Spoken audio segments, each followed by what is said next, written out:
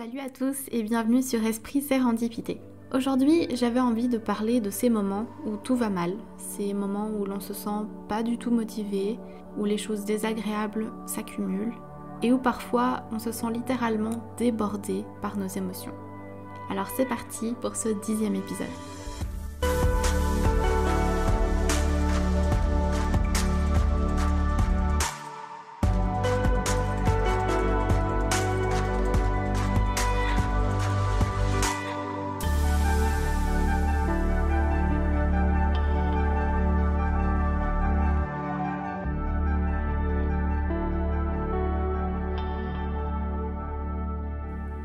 Bienvenue dans ce 10e épisode.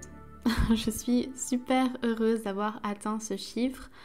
Bon, j'ai encore plein d'épisodes en stock, mais comme vous pouvez vous en douter, faire un podcast avec un travail à côté, c'est hyper compliqué, hyper prenant. Alors, il faut avoir la motivation, les idées, le temps et l'énergie nécessaire à y consacrer.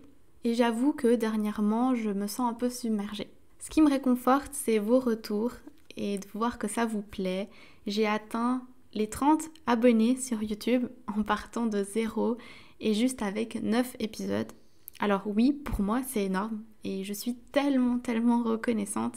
Le dernier épisode sur la sortie du corps avec le témoignage de Miguel a atteint les 8 ans de lecture sur YouTube et certains épisodes ont déjà dépassé les 100 vues. C'est juste vraiment énorme.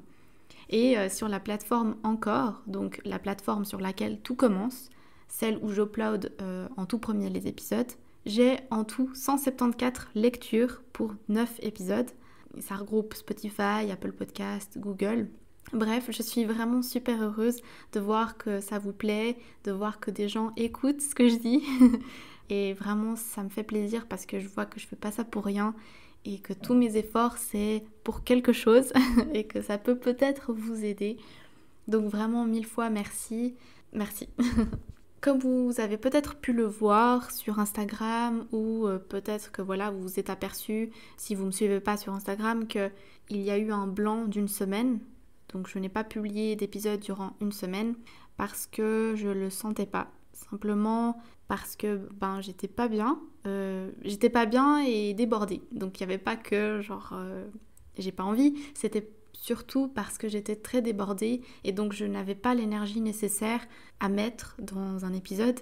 Et plutôt que de faire un épisode à la va-vite mal fait, où je fais pas de recherche, ou voilà, j'avais vraiment envie de pouvoir prendre une semaine pour moi, de faire les choses tranquillement et puis de me dire c'est pas grave, je loupe une semaine, mais la semaine prochaine je ferai un épisode de qualité. Et puis cette semaine, ça va pas toujours beaucoup mieux. Du coup, parlons de ces moments où tout va mal. On le sait, dans la vie, tout est 50-50. Il y a des bonnes situations, des mauvaises situations, comme il y a la nuit, le jour, le féminin, le masculin, tout est 50-50. De même pour les personnes qui nous entourent, elles ont des qualités et des défauts. Elles ont des bons jours et des mauvais jours, comme nous. Bref, tout dans notre expérience de vie est dualité. Même les personnes optimistes le savent, il y a des moments où ça n'ira pas, mais on sait que c'est le 50% et qu'il y a forcément 50% où ça va super. Même des fois, il y a plus que 50%.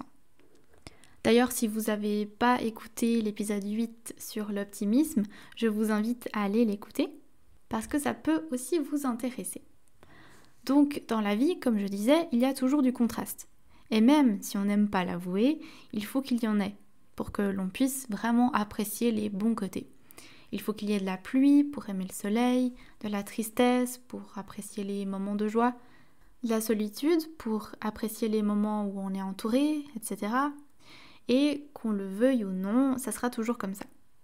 Et plus on va résister ces moments que l'on considère comme négatifs, plus on va rajouter une couche de souffrance par-dessus, et plus ces moments seront négatifs et durs à passer.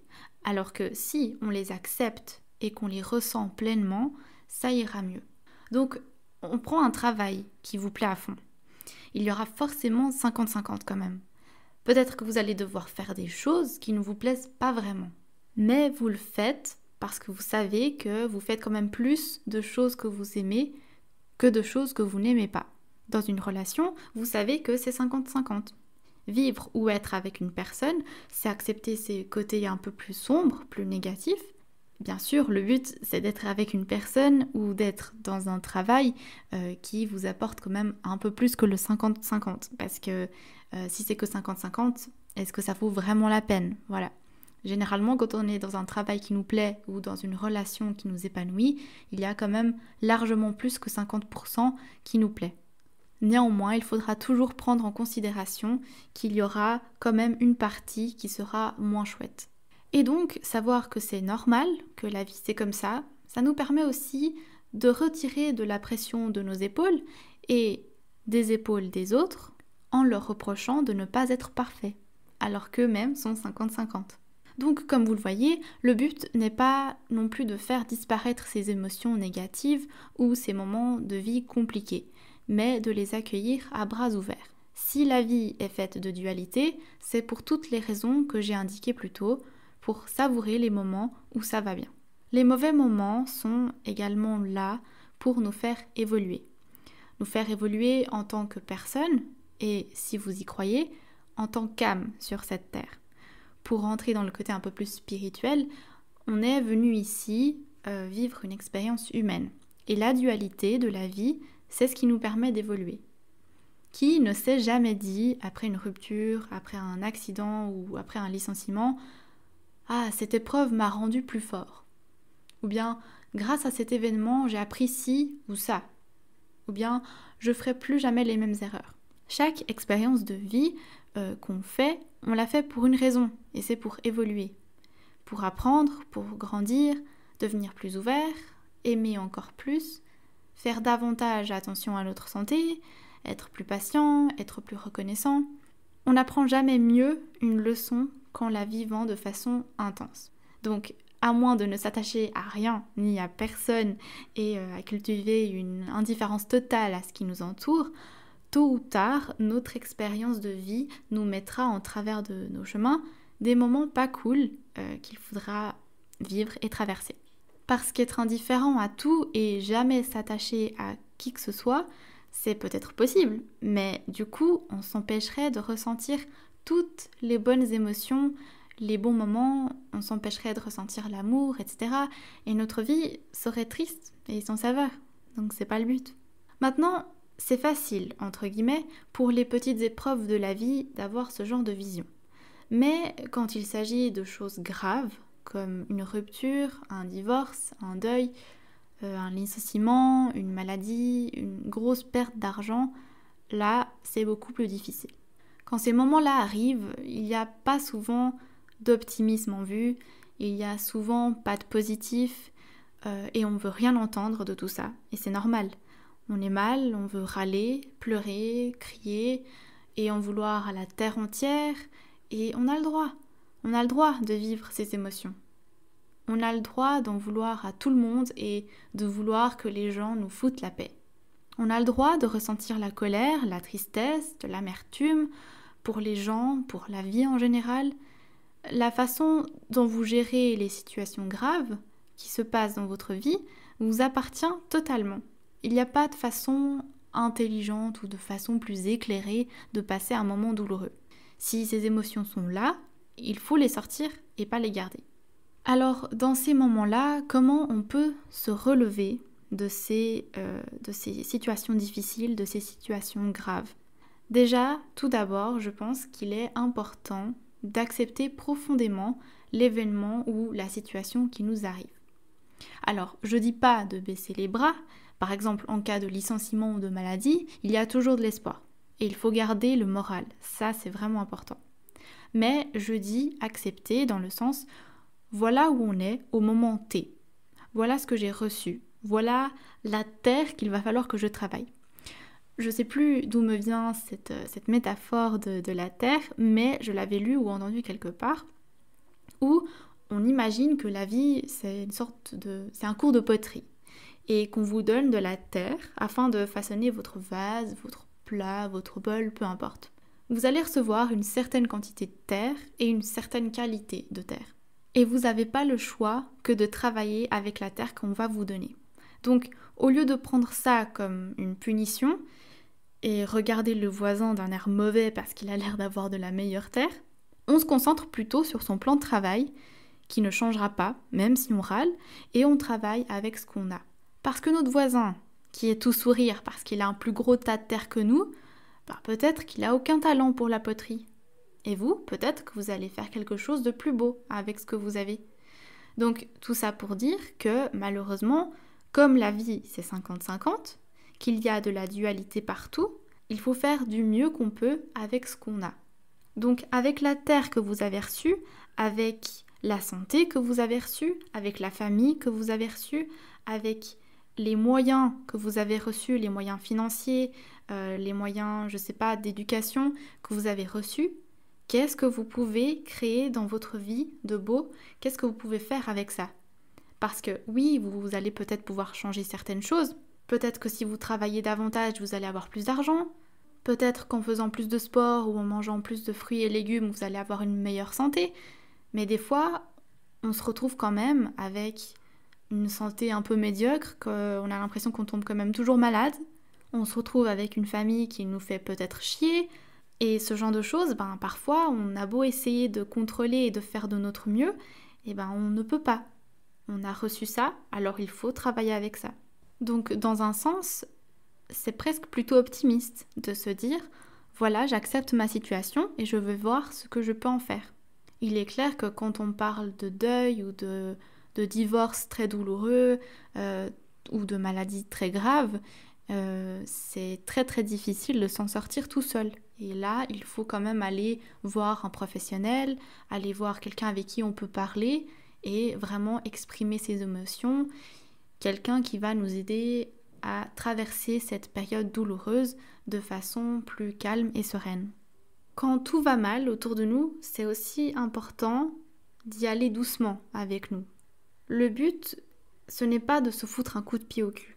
Le but, ce n'est pas de se sentir coupable, de traîner sur notre canapé ou dans notre lit alors qu'on vient d'avoir une rupture ou qu'on vient de perdre quelqu'un. Le but, ce n'est pas de culpabiliser. Ce qu'il faut faire dans ces moments-là, c'est d'accepter, c'est de se donner de l'amour, c'est de s'écouter, c'est d'être très très très patient avec nous-mêmes, de ne pas s'en vouloir si on ne fait rien de notre journée, et surtout d'avancer petit pas par petit pas. Quand on vit quelque chose de difficile, de très douloureux, on a l'impression que même les choses basiques de la vie quotidienne sont extrêmement énormes et sont super difficiles à traverser. Des fois, selon comment, même juste préparer un repas pour manger, c'est difficile.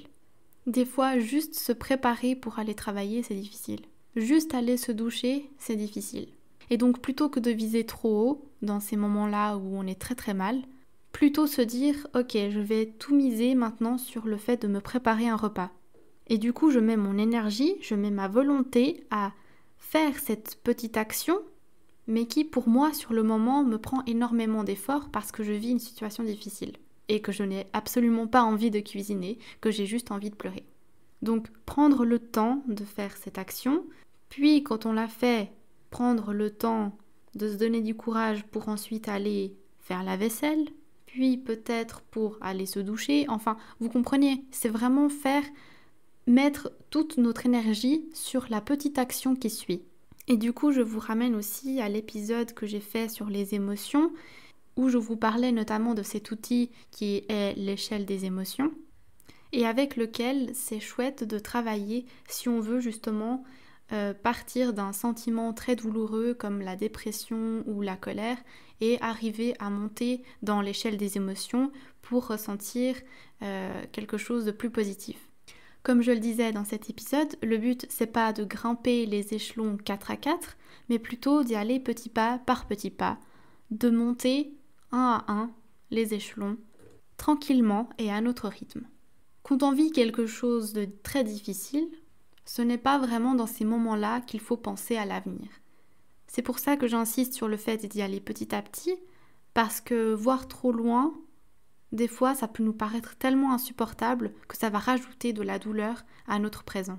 De même, quand on a toutes ces émotions qui arrivent, toutes ces émotions hyper compliquées à gérer, que ce soit la colère, l'amertume, la tristesse, la déception, il faut aussi réussir à savoir les séparer des émotions que l'on ressent vis-à-vis du futur.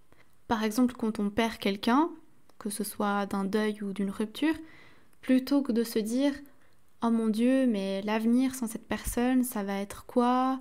Je vais jamais rencontrer quelqu'un d'autre, je vais jamais survivre à ça, je ne sais pas où est-ce que je me vois dans 5 ans, je serai sûrement encore dans cet état », plutôt que de se dire comme ça, réfléchissez plutôt au jour d'après. Y aller petit à petit et ne pas voir trop loin, parce que ça va juste rajouter un coup de frustration, de l'angoisse, de la peur, et du coup ça va fausser toutes ces émotions et ça va en créer un énorme sac qui sera super compliqué à porter. Autant il faut accepter les émotions de la situation, parce que c'est elles qui vont vous aider à traverser ce moment douloureux. Par exemple, pour une rupture, un deuil, n'importe quoi, si vous avez besoin de pleurer, pleurez. Parce que pleurer, ça va faire en sorte que vous allez traverser cette période beaucoup plus facilement que si vous allez simplement cacher ce que vous ressentez à l'intérieur de vous. Les émotions de colère, de tristesse, d'amertume, tout ça, c'est fait pour évacuer, tout ça c'est fait pour vous aider à traverser cette épreuve et il est important de les ressentir et de les laisser couler. Par contre, tout ce qui est les pensées du futur, il vaut mieux les laisser de côté parce que ça va juste rajouter de l'angoisse et de la peur et elles vont simplement prolonger cette période de mal-être mais pas aider à la traverser. Pour finir, j'aimerais vous donner 6 points. On va dire ces 6 points qui peuvent résumer cet épisode. Le tout premier, c'est que vous n'êtes pas seul. Même si vous pensez que vous n'avez pas d'amis à qui vous confier, même si vous vous sentez vraiment seul dans ce problème, sachez qu'il y a toujours quelqu'un qui a le même genre de problème que vous ou qui est passé par la même situation. Vous connaissez peut-être pas forcément la personne, mais il faut savoir qu'il y a forcément quelqu'un. Vous n'êtes jamais le premier ni le dernier à traverser cette période difficile. Et savoir ça, c'est déjà réconfortant, peut-être de se dire que quelque part dans le monde, quelqu'un est peut-être en train de passer par la même situation que vous. Et si vous estimez que vous n'avez personne autour de vous avec qui parler de ça, il y a toujours un thérapeute ou quelqu'un qui est vraiment là pour vous écouter. Il y a même des fois des lignes, des centres d'aide, des centres d'appel qui sont là pour vous écouter. Le deuxième point, c'est qu'il faut parfois se perdre pour trouver son chemin. Des fois, il faut une bonne crise dans la vie ou une perte quelconque pour sortir de cette routine sur laquelle on s'était fixé et ouvrir enfin les yeux sur notre raison d'être, sur pourquoi est-ce qu'on est là, sur le chemin qu'on était en train d'emprunter et juste arrêter de survivre, arrêter cette routine et commencer réellement à vivre. Il faut toujours utiliser ces bonnes expériences et ces mauvaises expériences pour avancer et pour mieux vivre plutôt que de toujours se faire des reproches et d'avoir des regrets. Donc il faut parfois se perdre pour trouver son chemin. Le troisième point, c'est ce que j'ai déjà un peu abordé plus tôt, c'est qu'il est temps d'accepter la réalité comme elle est. Savoir qu'on ne peut pas toujours tout planifier ou toujours tout contrôler. Savoir que la vie, c'est 50-50. Savoir que les gens sont 50-50. Qu'il y aura forcément des choses que l'on va considérer bien et des choses pas bien. Et qu'on ne peut pas passer notre vie à se battre contre les choses qu'on ne peut pas contrôler. Que la vie, ce qui fait qu'elle est intéressante, c'est qu'il y a des imprévus, il y a des choses, des surprises. Donc plus vous vivrez en ayant conscience de ça et plus vous vous laisserez porter par la vie, plus ce sera plus facile de la vivre. Le quatrième point, c'est que vous n'êtes pas comme avant et c'est normal. Tout le monde change et heureusement que les gens changent. Vous avez vécu des bonnes et des mauvaises expériences, vous avez eu des hauts et des bas, vous avez appris plein de choses sur la vie et beaucoup de choses. Vous avez eu à jouer des rôles différents selon la situation dans laquelle vous vous trouviez. Vous avez peut-être changé de métier, vous avez peut-être déménagé. Et la vie vous a appris tellement de choses tous les jours. Et ça contribue à faire de nous, à faire de vous ce que vous êtes. C'est pour ça que le changement, c'est bien. Ça ne veut pas dire que vous êtes une autre personne, mais que votre personnalité est encore plus riche qu'avant. Et c'est ça qui fait grandir. Vous avez accumulé de l'expérience, et c'est ce qui fait de vous ce que vous êtes aujourd'hui. Le 5e point, c'est faites de votre mieux et sachez que votre mieux change tous les jours. Je le répète à chaque fois dans ma vie et toujours aux gens autour de moi, l'important c'est que tu fasses de ton mieux. Et ton mieux va changer chaque jour. Donc peut-être qu'à un moment dans ta vie, ton mieux, ce sera juste de te réveiller le matin. Parce que tu auras vécu tellement une situation difficile que tu ne pourras pas faire mieux. Alors dans ce cas-là, ton mieux, ce sera de te lever le matin et il faut en être fier. Notre mieux va toujours dépendre de si on est malade, si on est de bonne humeur, si on n'est pas de bonne humeur, si on est heureux, pas heureux. L'important, c'est de toujours donner ce qu'on peut au maximum. Le 6e et dernier point, c'est que tout compte à la fin. Chaque pas, chaque bataille, chaque regret, chaque sourire, tout ce que vous avez dit ou fait, toutes vos expériences, tout ce que vous avez vécu, a eu une importance à un moment ou à un autre de votre vie. Tout a contribué à vous amener là où vous êtes maintenant et a fait de vous la personne que vous êtes. Rien n'a été inutile. Même le petit job d'été que vous avez eu à 17 ans, même le petit copain ou la petite copine que vous avez eu à 12 ans en cachette, tout ça, c'est vous. Tout ça, c'est votre histoire. Et c'est grâce à tout ce cumul de choses que vous êtes la personne formidable que vous êtes aujourd'hui. Donc même quand tout va mal, sachez que plus tard, vous comprendrez pourquoi ça vous est arrivé et que ça va forger la personne que vous êtes aujourd'hui. Voilà, sur ce, j'espère que cet épisode vous aura plu. Il était un petit peu différent, il était moins contrôlé, on va dire. Je n'ai pas fait de points philosophiques, psychologiques parce que je ne le sentais pas nécessaire. Et je voulais vraiment qu'il soit un petit peu plus spontané et sur le moment. Donc voilà. Sur ce, n'hésitez pas à partager cet épisode s'il vous a plu, à liker, à vous abonner si ce n'est pas déjà fait. Et on se retrouve dans le prochain épisode. D'ici là, prenez grand soin de vous et à bientôt.